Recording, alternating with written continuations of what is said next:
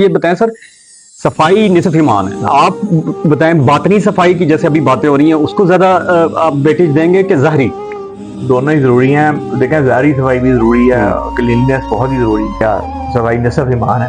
تو بہت ضروری ہے کہ ہماری ہائیجینک کنڈیشن جو ہیں وہ ٹھیک ہوں، ہم اپنے آپ کو صاف رکھیں اور پاک صاف رکھیں. وضو بھی ہمیں یہ کہتا ہے کہ ہم پاک رکھیں.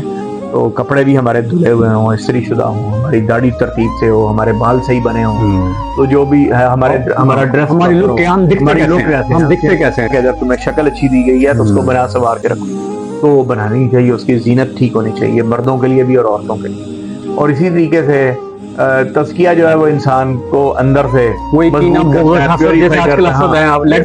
آج آپ دنیا کی ماڈرن یونیورسٹی ہارورڈ کو بھی دیکھیں نا، وہ اس کے اوپر کورسز کرا رہے ہیں کہ کس طریقے سے جیلسی سے بچنا ہے، کس طریقے سے غیبت سے بچنا ہے، کس طریقے سے وہ اس کی طرف واپس آ رہے ہیں، کس طریقے سے اچھا انسان بننا ہے. یہ چیلنج انہیں بھی درپیش ہے. مجھے بتائیے آج ٹرمپ جو ہے یا بش جو تھے یا ٹونی بلیئر جو تھے، کیا یہ دنیا کی اعلیٰ ترین جامعات سے نہیں پڑھے تھے؟ یہ لاکھوں انسانوں کے قاتل کیسے بن گئے ہیں؟ انہوں نے دنیا کے اوپر جنگیں مسلط کی ہیں. تو اس کا مطلب یہ ہے کہ اس کا مطلب ہے کہ روحانی ڈائمنشن جو تھی وہ کمزور تھی. وہ ایک شخص اس کے اندر وہ کیسے لوگوں کو قتل کر سکتا ہے، کیسے جنگوں کے حکم نازل کر سکتا ہے، کیسے ویپن آف ماس ڈسٹرکشن کے بہانے کر کے ملکوں کو اجاڑا جا سکتا ہے، یہ تو ممکن نہیں ہے. اس کے آج جیسے جو غزہ میں ہو رہا ہے وہ نیتن یاہو کسی اچھی یونیورسٹی سے پڑھ کے آیا ہوگا. تو یہ چیز وہاں کی جو یونیورسٹیز ہیں جن کو آپ اعلیٰ ترین یونیورسٹیز بھی کہتے ہیں، وہ اچھے انسان پروڈیوس کر رہے ہیں. میں ناکام، وہ اچھے سائنسدان ضرور پروڈیوس کر رہے ہیں، وہ دوسری چیزیں ضرور پروڈیوس کر رہے ہیں. ان کو بھی یہ چیلنج درپیش ہے.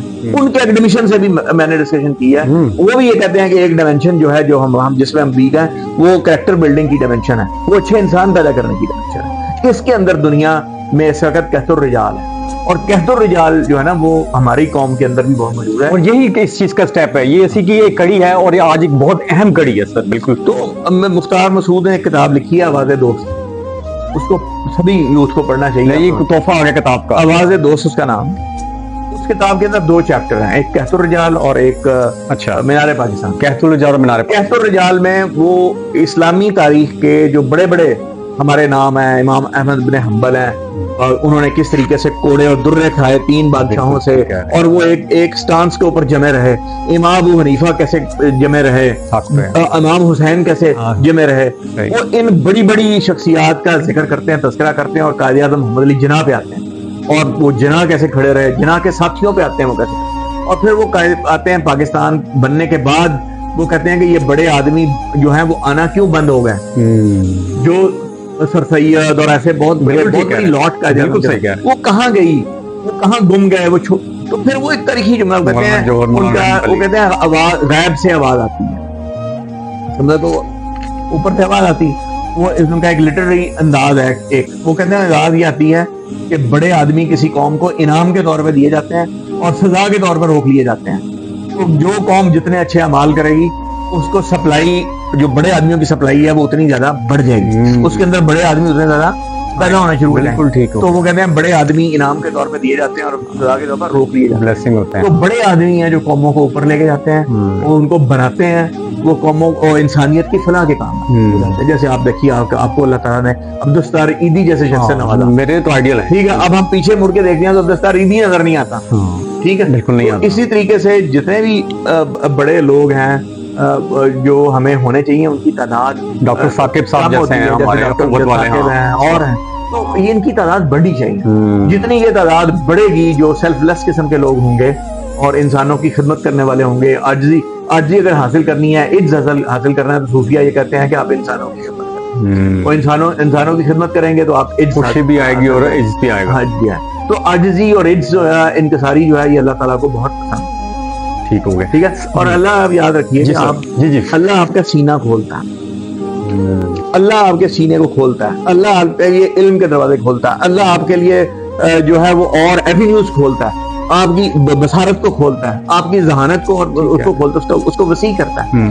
تو اس لیے جو ہے نا یہ اللہ کے اختیار میں ہے کہ وہ آپ کو کیا دکھائیں. مثال کے طور پہ میں آپ کے سامنے رکھتا ہوں، یہ ہمارے ہاں جانور ہیں، یہ صرف بلیک اینڈ وائٹ 2 کلر دیکھ سکتے ہیں.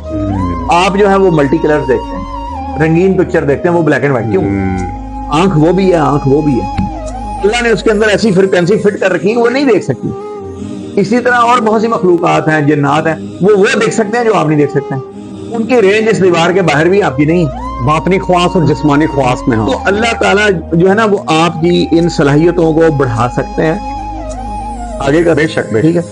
وہ گو کہ اللہ نے انسانوں کو بنایا اور سبھی کو ایک صلاحیتیں دی ہیں، لیکن جو لوگ کوشش کرتے ہیں، جو ایفرٹ کرتے ہیں، جو محنت کرتے ہیں، اللہ ان کی محنت کو ضائع نہیں کرتا، اور ان چاہے وہ کافر ہوں چاہے کوئی بھی ہو، جو علم حاصل کرنے میں اللہ نے اس کائنات کو چلانے کے لیے جو فارمولے بنا رکھتے ہیں ان کو انویل کرنے کے لیے جو سائنسدان محنت کرتے ہیں، چاہے وہ کافر ہوں، یہودی ہوں، مسلمان ہوں، اللہ ان کے اوپر وہ کشف کر دیتے ہیں، اس کے پیچھے جیسے پانی کے لیے ایک فارمولہ ہے، 2 ہائیڈروجن اور جوہر مل جاتے ہیں، تو وہ اللہ نے جس کو چاہا اس کو، جس نے کوشش کی اس نے پا لیا۔ اور ایون خلا کر تمہار بخش دیتا ہے، جیسے ارشمیدس ہیں، وہ نہا رہا تھا تو اس نے گریوٹی کثافت کا فارمولہ پا لیا، تو اسے غور و فکر ہے، تم فکر کیوں نہیں کرتے، تم غور کیوں نہیں کرتے زمین اور چاند اور سورج میں، کہ چاند اور سورج ایک آربٹ میں گھومتے ہیں اور ٹکراتے نہیں، تم اس پہ غور کیوں نہیں کرتے؟ تم بارشوں کے آنے میں اور ان کے برسنے میں ان کے پیچھے جو ہڈن فینومینا ہے ہم نے رکھ رکھا ہے، سڈن کمپریشن اور سڈن ایکسپینشن کا، جس کے ذریعے سے کنڈنسیشن ہوتی ہے، تم اس پر غور کیوں نہیں کرتے؟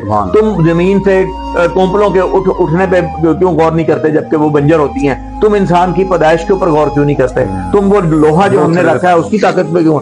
تو اللہ تو ہمیں بار بار یہ کہتے ہیں، ہمیں یہ کہہ رہے ہیں کہ تم غور کرو اس کائنات کے اوپر، اس کے اوپر جب تم غور کرو گے تم تفکر کرو گے، تم اللہ کا پالو گے، تم اس کے رازوں کو پالو گے، تم ان کے فارمولوں کو پالو گے، تم ان کے فینومینن کو پالو گے، اور ان فینومینن کے بیس کے اوپر تم کئی ایک ایجادات کر لو، اور یہ مشکل کام نہیں ہے۔ اس کائنات میں اللہ تعالیٰ نے انسان کو خلیفہ بنایا ہے، تو ہمیں یہ چاہیے کہ ہم اس کے اوپر ریسرچ کریں، اس کے جو فینومیننز ہیں اس کو فائنڈ آؤٹ کریں، اور اس کے مطابق انسانیت کے لیے بہتر سے بہتر ایجادات لے کے آئیں، اس سے ویلتھ ریونیو جنریشن بھی ہوگی، آپ کا ملک بھی ترقی کر رہا ہوگا، آپ بھی پازیٹیو سائڈ پہ انرجیز جو ہیں وہ یوز کر رہے ہوں گے، اور اللہ کے اوپر بھی آپ کا توکل اور اللہ کے اوپر بھی آپ کا ایمان زیادہ مضبوط ہوتا چلا جائے گا۔